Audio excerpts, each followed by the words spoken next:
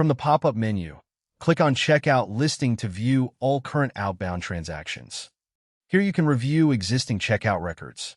To create a new transaction, click the Add button at the bottom left. In the checkout form, start by selecting the relevant customer now. The system will automatically populate the associated customer details. Next, scan or select the items being checked out. Set the quantity for each item and add them to the record list.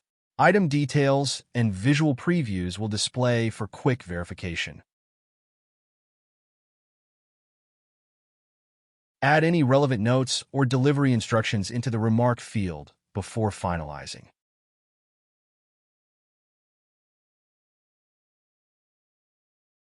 Click Save and confirm the transaction prompt. Your new checkout entry is now processed and recorded in the system.